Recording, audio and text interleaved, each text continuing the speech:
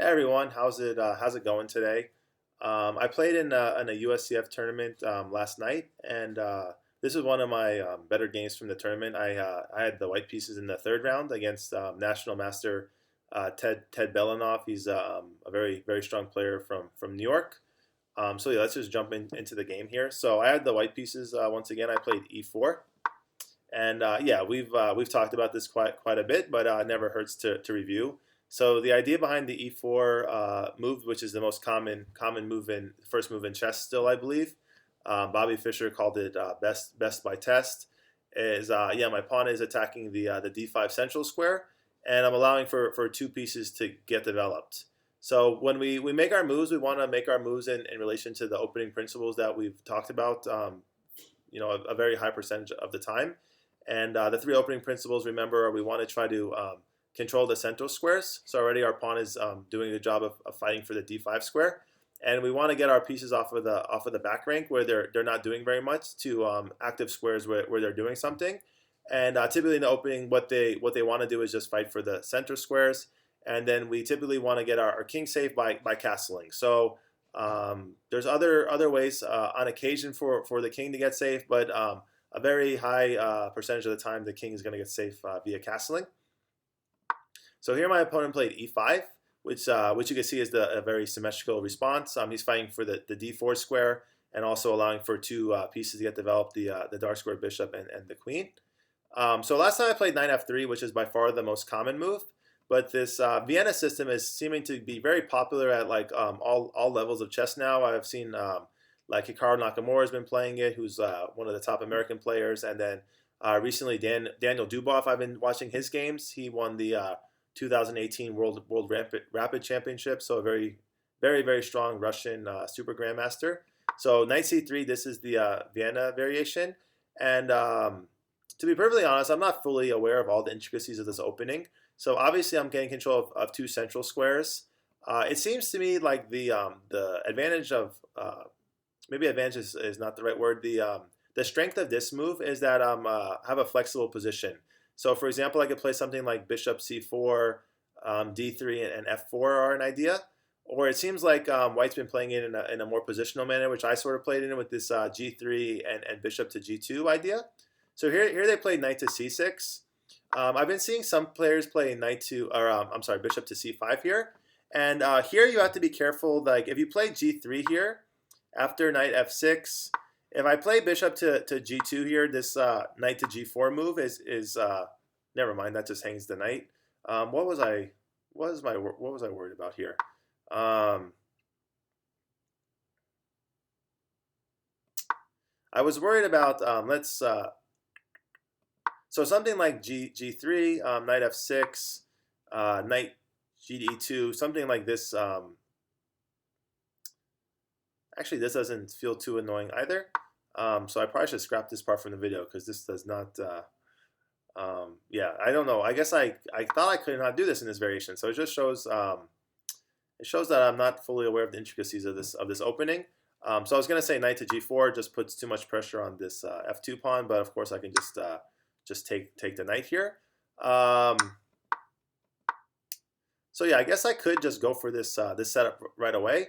What I did want to point out is I've been playing. I have a few games in this variation recently, and games that I play against my buddies. Sort of. I hope he doesn't take offense to this because it didn't go particularly well for him. But the game went like this. And the idea of knight to knight g to e2 here is I'm putting an additional attacker on the d4 square, so I'm able to play d4 here. And once again, we want to be aware of the attackers versus defenders here. So here we just have two attackers on the d4 square versus two defenders. And the way that game went was I took here, and then for some reason I've had two games now where my opponents played queen to e7. And the idea is pretty straightforward, right? They're just trying to put another attacker on the e4 square. But I think this move is just very bad. So in that game, I played knight to f5, attacking the queen, and then after queen to e5, which is not forced, but that's what happened in the game. I found this kind of nice resource f4, and then here my my opponent resigned. So the reason they resigned, let's see if we could talk this through. So after queen e6. we're going to try to find a way to fork the queen and the king here, and we're able to accomplish that via knight takes g7 check. And then after the king moves, wherever the king moves, I pick up the queen for the knight. And yeah, this black can definitely resign here with a clear conscience. Um, if they play queen to d4, trying to set up a checkmate threat on the f2 square, I could just take with the knight here as well. And if they play queen takes f4, I play bishop takes f4, and I pick up a queen for a pawn there. So yeah, there's really nothing at all for yeah. There's absolutely nothing for black to do. Queen to e7 just runs into knight takes e7, and yeah, all these variations. I'm picking up a queen for the knight at the very worst, and yeah, that's just gonna be winning every time. So yeah, so that this is like definitely one sample variation. I had a game recently. They played queen to f8, and this game went a bit longer, but this I think black never came close to equalizing. So let's go back to what actually happened in the game, though. This was just kind of a sample of what could happen in the Vienna. So here they played knight c6, so keeping the symmetrical idea. And now I played g3, which again, I think this is a very positional way to play this opening. My idea is I'm going to put the bishop on g2 and try to control this long diagonal. Remember, these two diagonals are the longest diagonal on the chessboard. I'm going to play knight g to e2 because I don't want to put the knight on f3 anymore because it might block my bishop. So like for example, let's go to the game. I could play knight f3 here, but the reason why I don't think I want to is like now the knight's in the way of the bishop's diagonal. So now my bishop is losing some scope after this idea. So yeah, so after g3, the idea is just to put the bishop on g2, put the knight on e2, and then castle. And in the future, I might have some ideas with f4 or d4. Also looks like a very appealing option. So now my opponent played d6, which looks slightly passive to me. So they're allowing their light square bishop to get developed, probably to the e6 square. It looks like for the time being. But the problem is that they blocked in their dark square bishop. So yeah, here this dark square bishop is closed off. And the reason why I think they want to get this diagonal open is they're trying to play something like bishop e6, queen to d7, and then they want to play something like bishop to h3 in the future and try to start attacking. So I get the impression that I've only played him twice now. I get the impression he's a very aggressive player. So bishop g2, knight f6, fighting for some central squares, and yeah, once again, just notice how I don't want to brag or anything, but just notice how like decent chess players get their pieces developed and fight for the center square. So we don't make our life too difficult. So bishop g4. So yeah, the idea behind bishop g4 is they're creating a pin on the knight, and they have a very convenient way to attack the knight again with knight d4. So I think I could just castle here right away and be okay. But I decided I should throw in this h3 move. And the idea is after bishop h5, which happened in the game, if black ever does play knight to d4, I have a very good way of breaking the pin now with g4. So I want to be careful that I'm not weakening my king side too much by pushing these pawns. But I felt like I should be able to get away with this because my king still hasn't fully committed to this side of the board. So after bishop h5, I decided to play knight to d5, and this is going to be probably a hard move for me to explain to you because I'm always talking about how we don't want to move the same piece twice in the opening, unless we're like creating a tempo. So here I'm not really creating any tempo. Like I'm attacking the knight, but the knight is protected twice. So even I'm not sure like if I'm justified in getting away with this move because like we've learned a lot now. We don't want to move the same piece twice in the opening, especially when my king isn't castled, my bishop isn't developed. But I felt here that this move is reasonable because this d5 square feels like a very important square, and now that the bishop is on this diagonal and it's gonna have a very hard time getting back on this diagonal. I felt like my knight should be very well secured here. And another thing is I'm thinking that long term I want to play some c3 and d4 ideas, and I can't play c3 with the knight here. And then on top of that, if this bishop ever leaves this diagonal, I can also consider playing like knight e to c3. And again, I do want to play c3 eventually, but I could do something like take the knight and then jump the other knight into the d5 square. So those are definitely some long-term ideas here. So in this position, my opponent played knight to d4, just attacking the pin piece. So now he has two attackers. I do have two defenders, but if you look, my defenders are a lot more valuable than the black's attackers here. So I definitely wouldn't want to give up my my queen and my knight to get back a knight and a bishop. So like for example, something like this, I obviously would not be happy about because if you look at the material left on the board, black still has a queen. And all I have to show for it is an extra bishop. So it looks like I have two bishops, and my opponent has one bishop. So yeah, a queen is worth 9, and the bishop's only worth 3. So that would be a very bad trade for me. So here I play g4. So remember, you know, when you're playing chess, and these ideas aren't going to come to you like very easily at first, I would imagine. But notice how I kind of play with this long-term idea of that if my opponent ever wanted to attack the pin piece, I wanted to have this g4 move handy in case they did that, so that I could get out of the pin. And if they play something like knight takes g4 here, I think I can just get away with knight takes d4. And now the knight is pinned, because if they play the knight back to f6, protecting the bishop, it looks like I probably have a few good moves here, but by far the simplest in my eyes looks like we just take the knight. And this is a removing the defender concept. So that the knight's protecting the bishop. So if we can eliminate the knight, now there's nothing protecting the bishop anymore. And then after probably the queen takes, I could just pick up the bishop for free. And at the moment, I'm up two minor pieces.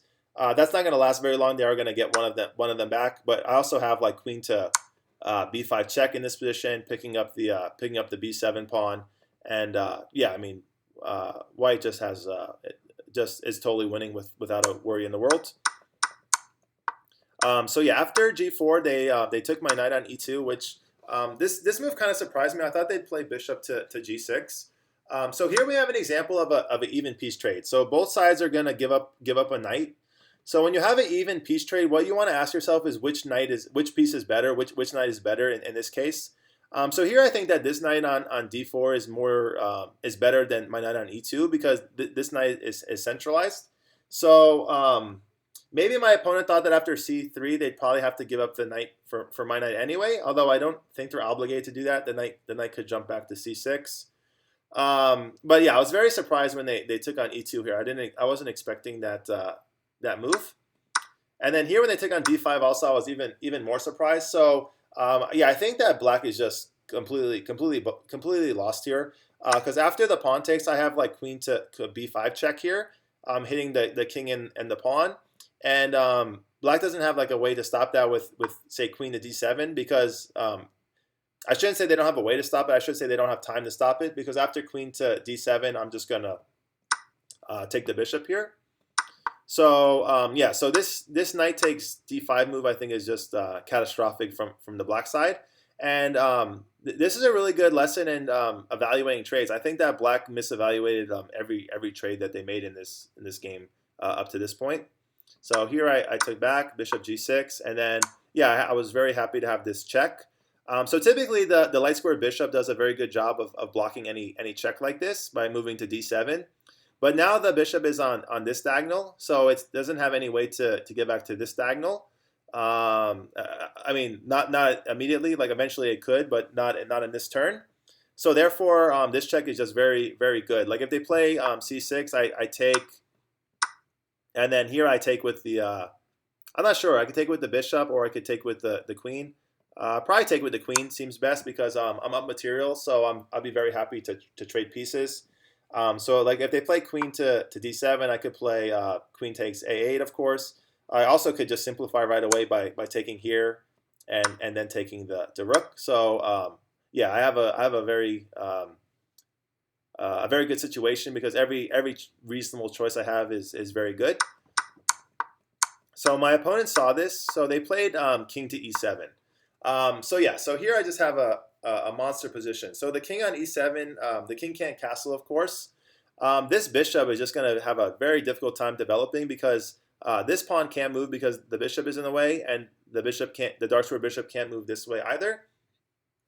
So I could have gone ahead and been a bit aggressive and take the pawn here, but I didn't like I didn't just bishop takes c2. I thought was okay for black. I still think white is just much better because the black king is stuck in the center and the white king is going to find shelter very easily. Um, but I thought there was just a better ideas for me here, so I just decided to play d3. And the idea of d3 is I'm blocking the bishop from hitting the c2 pawn, and now I'm allowing my dark square bishop to get into the game. So the black king is on the dark squares. So if I could ever get like a good check with my dark square bishop, I would be very happy with this.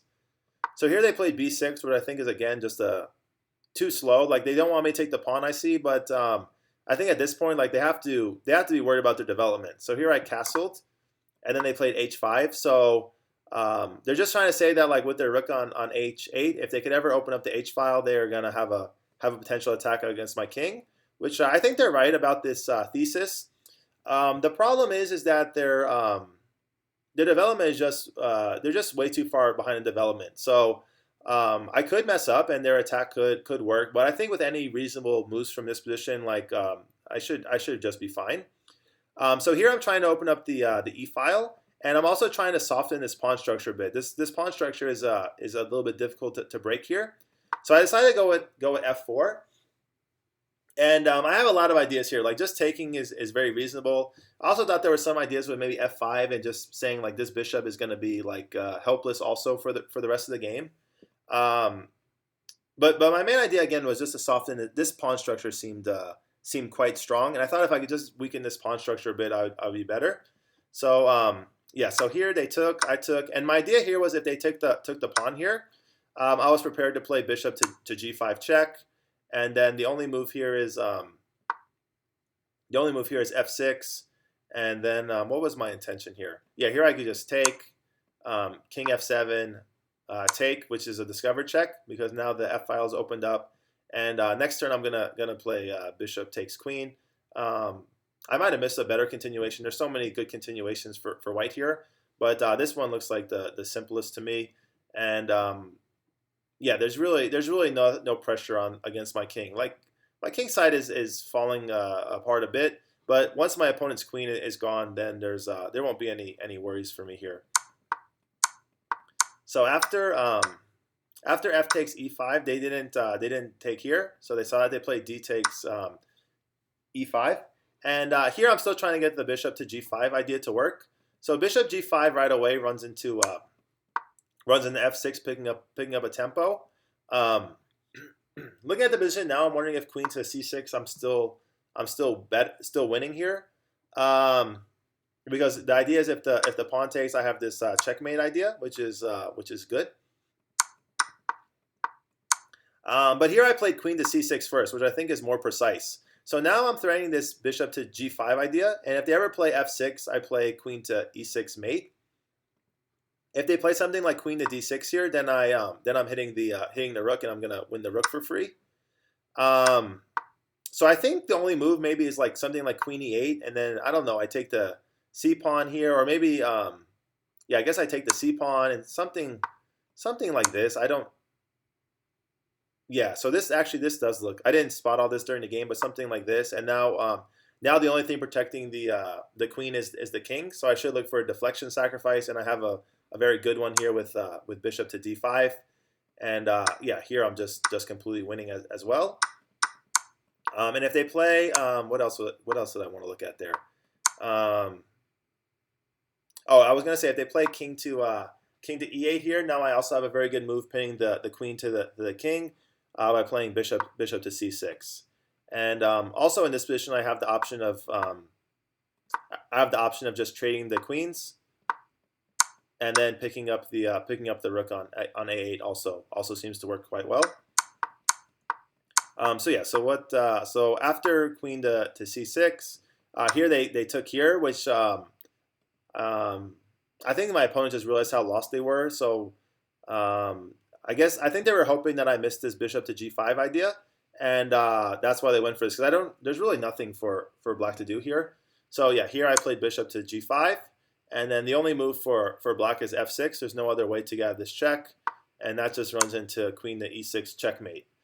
So yeah, again, I'm trying to be consistent. Like the things I teach you, it's not really based on your skill level. Like everybody has to follow these principles to a certain extent. Like super grandmasters, they know when they can break these rules, but most of the time they have to follow these rules as well. Like if you're not getting your pieces developed, if you're not fighting for the center, and you're not getting your king safe, even a very strong player like this guy's a national master, so a very very very good player.